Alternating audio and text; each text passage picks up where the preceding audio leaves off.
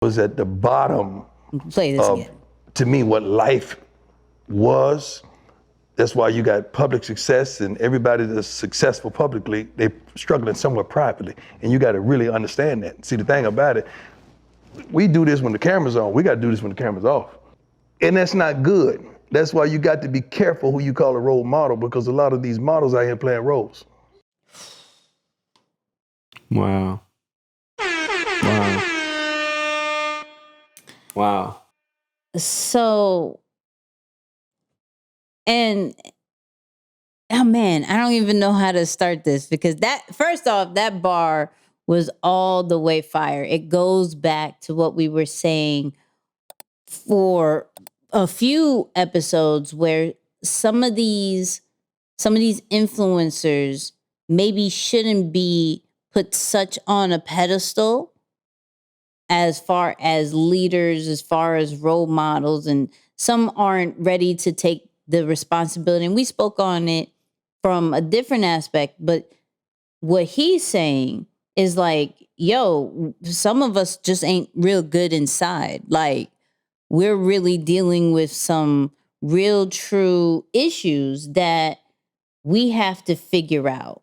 Like, we have to figure out what makes us tick. How do we get out of this depression where people see us in a certain light because the cameras are on, because the certain interviews, because of maybe what we put on social media. But in all actuality, like, this is why it's important to check up on just regular people, right? He said it in the clip, like, yo, this is why we need to do this off the cameras. Like, how are you? How's everything? What's going on? Are you good? You know, random checkups. And we know from the past week where Naomi, what's her last name? Osaka. That's why you finished my sentences. Naomi Osaka she withdrew from the French Open because she didn't want to talk to the media based off, for my mental health. I'm not a speaker. I'm not out here trying to do all this. Like, for me, it's about tennis. And if you're making it about something that gets me super uncomfortable, getting me in front of all these cameras, like, that's not good for my mental. And so for me, I have to remove myself, right? And some athletes, some influencers and celebrities are not given the privilege or don't have the confidence enough to withdraw, to say no, to turn down this particular interview, this gig, or whatever. And they actually put themselves in certain places that taps in and messes with their mental more than usual. And some people don't know how to deal with that, because this whole phase of fame, this whole phase of viral, this everything that has been happening lately to some regular people and clearly to celebrities is all new. We know, based off stats, that mental health was a serious conversation during the whole pandemic. You're telling people, stay home, don't talk to nobody. Yeah. Like, deal with, and I know I was very open in the beginning where I was struggling with some things because you can't run no more. Like, you're in the crib. You gotta think about some things, right? It's left, right, up, down. Like, you can't go nowhere. Like, literally, they can't. You'll get sick. You'll die. You know what I mean? You'll die. That's real. That's real. So we can't be so quick to think, with becoming viral, with having this particular fame, everything's going to be gravy. Everything's going to be dope. And it's not, because some don't have the ability, like I said, to turn it off. And the only reason why I really like the pandemic was because I created a world that I could turn off and turn off. And that's just real. Like when we were on the road, I was gaining a whole bunch of weight. I was stressed. I was all this other stuff. And I'm trying to figure it out. And I was in the, and this is not to downplay those who did have some struggles with the pandemic and everything like that. But I was like in the best shape. I'm walking 4 or 5 miles a day. I'm chill. I have a certain eat thing. I have a certain when the camera goes on, when the camera goes off, when I go to sleep. Like there was a certain kind of vibe with that. And I'm almost a bit nervous to go back out in the world, right? Because I didn't master that to where my mental could be okay with us traveling so much and not be feeling so overwhelmed compared to home, like the guys have said in S2S podcast, home court advantage. Yeah. Yeah. No, 100%. I mean, you know, I'm going to go back for just a second because I think this part is important. You know, just as it relates to not putting influencers on such a high pedestal, because I do really believe that. You know, I think for me, like I've always joked about this, maybe like back in the day, but I used to talk about the moment that I realized E was actually human. You know, it was like a couple years ago, and we were at a Game Changers event, and we had to drop him off at the airport after he was done speaking. And it just so happened that they was like, "Yo, can you drive? You got a car?" I said, "Oh yeah, I could take him over." So I took him, and it was myself, someone else next to me, and then E in the back seat. And I'm glancing in the mirror, like I'm glancing in the rearview mirror. I keep looking up just to kind of make sure he's good. I'm like, yo, this is a big responsibility. I got to take E from one place to another, and I got to get him there safely, right? So we're driving, and then I saw him yawn, and I was like, he yawns? Like he's tired? He goes to sleep, like you know, because in my mind, it's E.T. the hip hop preacher, the guy who's like motivating the world. And I was so caught up in that persona, and I didn't forget that our heroes are actually human. Or I forgot that our heroes are human.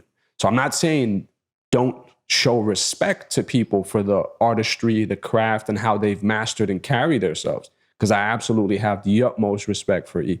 But realizing that he was human, it actually brought us closer in connection and me being able to learn from him. So that was a big part of it, right? So for those of you out there who really look up to someone or idolize them, just remember that when the cameras are off, they too are human, right? That's a big note to make, you know, something big to make note of. The other side of it, and not to go back to the pandemic, but man, y'all go back, I want to say go back like between November and January. Like watch some of these lives or some of the podcast episodes and just kind of like watch my body language, right? I've never like claimed anything around mental health because I know it's such a serious topic. And because I haven't been officially diagnosed with anything, I never want to claim that on me, right? Even knock on wood till this day. But that was when I had just recently moved into my own place. And I realized that you can no longer point the finger at someone else for what you're feeling. When you're in a space by yourself, what you feel is a reflection of you. So when I was in that space by myself, prior to that, I could have pointed at my mom. I could have pointed at my aunt. I could have pointed at Nikki, like you said, when we were on the road. Oh, this person did that. This person did this. And you get to kind of protect your own ego. Like, oh no, I'm good. Everything, I'm the good guy. They're the bad people. Right. When I was in my own space, there was nobody to blame. So it was like, oh, the bad things that you're feeling are actually a reflection of you. These are things that you got to work on. First of all, you're not going to speed past that like you didn't just say what you just said. It's crazy, bro. And I was just like, wow, you got a lot of work to do, my friend. You think that just because you're in a space where you're able to, you know, coach and help other people and speak and train and do all this stuff that you're a perfect human. You're not a perfect human. Like the opportunity doesn't automatically grant you access or status into perfect because perfect doesn't necessarily exist. Now, I've always honored the pursuit of perfection, like that drive to want to accomplish perfection. That's an honorary pursuit, but it doesn't exist. And being in a space by myself helped me to realize, okay, you got some work to do. So this whole episode, this whole conversation is really hitting home and bringing me back to that space, because as I look at where I'm at now versus where I was, just 6 months ago or even 5 months ago, it's like, wow, I'm grateful. It's like grateful for that realization, as tough as it is to start carrying the burden and taking full ownership and responsibility for where you are. It's the best thing that you can do for yourself, because it's not easy to point back and say, it's my fault. Like, whatever I'm feeling is me. It's not nobody else's responsibility. Big facts. Big facts. And the thing is, yes, I know we should have touched on this topic probably last month on Mental Health Month and all that great stuff. Probably. But I think it's whenever the topic comes up, it should just be talked about, right? And it's just things that people really see. But all in all, understanding that our celebrities, our influencers, the biggest brand, they're people too, just like how Moose said. And so if they go through things, it's okay if you go through things. And just because you've reached a certain level of success, that doesn't necessarily go away, right? How are you preparing yourself for those particular times? How are you when certain things go up, you go viral, you finally, people have noticed you, you're finally at a certain point of success? How are you protecting yourself from these particular moments? They're going to happen, but how are you at least preparing for it? Those are one of the things. And what I liked that he said was, we got to check up on each other more. And even for our listeners who are like, you want me to check up on a influencer, on a celebrity? Like, why not? Why not just check, just want to check in, check how your mental is. You good? You probably won't read this. You know why? Because maybe they will.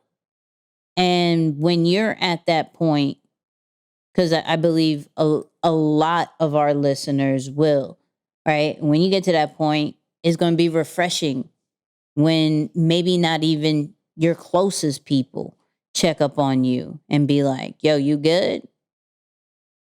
Because oh man, I forgot who it was, but somebody with success. I don't ask me who now, but was like, it's rare that I get checked up on. I'm so in the giving mode, in the value mode, that people expect me to always help them out, and which I love to do. But it's refreshing when somebody checks up on me. You're like, whoa, you know what? Wow. I'm all That's right. real. Yeah. So don't forget to check up on people and prepare yourself for when those times happen. You know what I mean?